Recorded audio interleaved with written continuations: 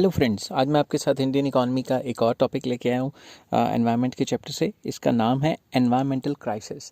Environment में क्या crisis आ गए हैं ये हम इस छोटी सी वीडियो में जानने की कोशिश करेंगे।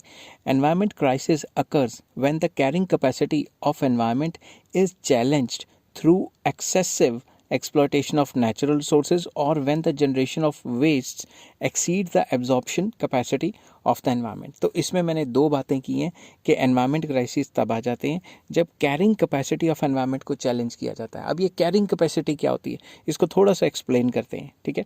It refers to the state of balance between the rate at which natural resources are exploited and the rate at which these resources are regenerated। मैं एग्जांपल देता हूँ पेड़ का।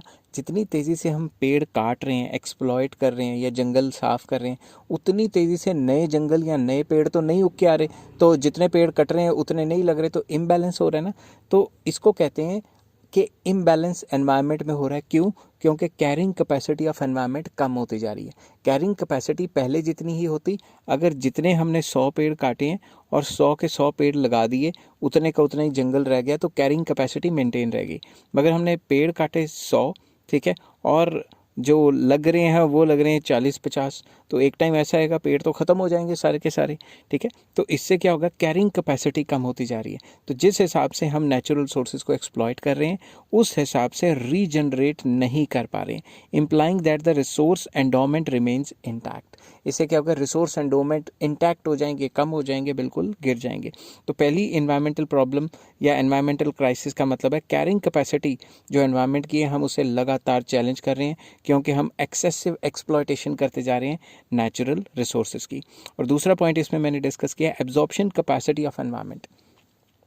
It refers to the ability of environment to absorb waste occurring due to production and consumption activities in the economy.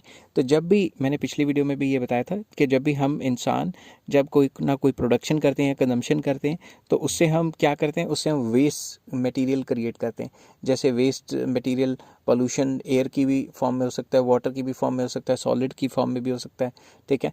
तो कई forms में pollution कर सकते हैं। मगर जो एनवायरनमेंट है उसका जो एब्जॉर्प्शन रेट है, जितना वो एब्जॉर्ब कर पा रही है उससे कई गुना ज़्यादा हम क्रिएट कर रहे हैं। तो सारा एब्जॉर्ब कर नहीं पा रही और बाकी सारा इधर उधर फैली जा रहा है, जिसकी वजह से एनवायरमेंटल क्राइसिस आ रहे हैं।